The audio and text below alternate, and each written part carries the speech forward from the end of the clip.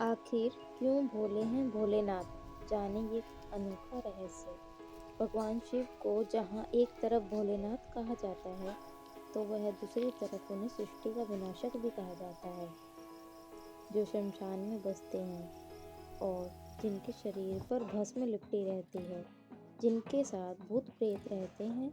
ऐसे देव को भोलेनाथ क्यों कहा जाता है, चलिए जानते हैं। भगवान शिव के वैसे तो कई नाम हैं, लेकिन उनके भक्त उन्हें भोलेनाथ ही पुकारना पसंद करते हैं।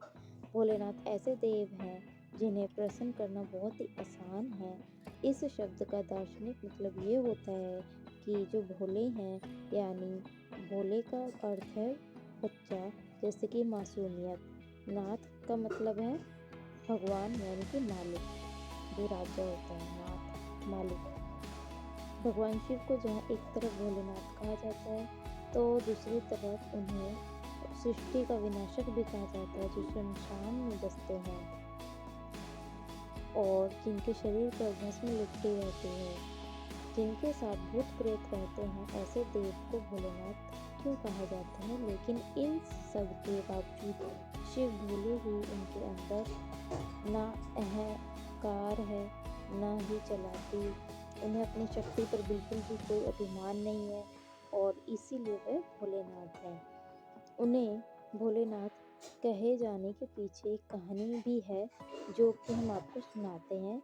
एक असुर था जो हजारों वर्षों से तपस्या कर रहा था, भगवान शिव की उपासना में दिन रात लीन। भगवान शिव भली भांति जानते थे कि वह एक राक्षस है और उसे वरदान देना अच्छा नहीं होगा। फिर भी वे प्रकट हुए और असुर से वरदान मांगने के लिए कहा। उस असुर का नाम भस्मासुर था।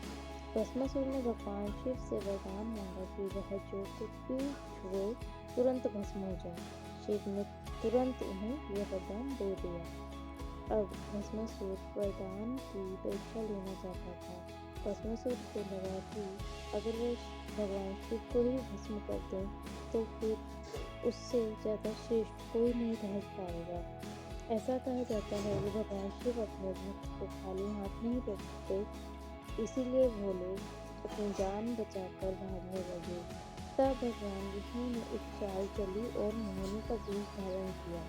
भगवान विष्णु मोहिनी के रूप में असुर को मोहित करने के लिए नृत्य करने लगे और भस्मासुर का हाथ चालाकी से उसके सिर पर ही रखवा दिया। इस तरह से भस्मासुर नाम के राक्षस से मुक्ति मिली। इसीलिए तो भगवान शिव को भोलेनाथ कहा जाता है, जिससे वरदान पाना बहुत ही आसान है। भगवान शिव उन्हें लोगों को प्रसन्न हो जाते हैं जो अपना काम मेहनत से करते हैं। उन्हें मनाने के लिए कोई विशेष प्रयासों की जरूरत नहीं पड़ती है। उनके भक्त जो भी वरदान मांगते हैं वह देते हैं, चाहे इंसान हो या राक्षस हो, वह सबकी मनोकामना पूरी करते हैं। तारकासुर नाम के राक्षस ने कठोर तपस्या की थी।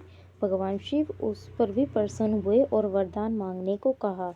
तब तारकासुर ने शिव से वरदान मांगा कि भगवान शिव के पुत्र के अलावा कोई उसे मार नहीं सकेगा। भोलेनाथ ने बिना सोचे समझे उन्हें भी वरदान दे दिया।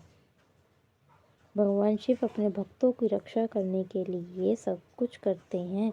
उन्होंने अपने कंठ में विष एकत्रित कर लिया था। सागर मंथन में से निकले विष को भगवान शिव ने पी लिया और उनका कंठ नीला पड़ गया। तभी से उन्हें नीलकंठ कहा जाने लगा। वह उदारता के प्रतीक है। भोला यानी जो सब कुछ आसानी से भूल जाते हैं। जो लोग भूलने में विश्वास रखते हैं, उनके साथ भोलेनाथ। भगवान शिव को किसी भी तरह की राजनीति नहीं आती है। वह अखंड है और अपनी मर्जी से सब कुछ करते हैं। वह किसी के आदेश पर नहीं चलते हैं।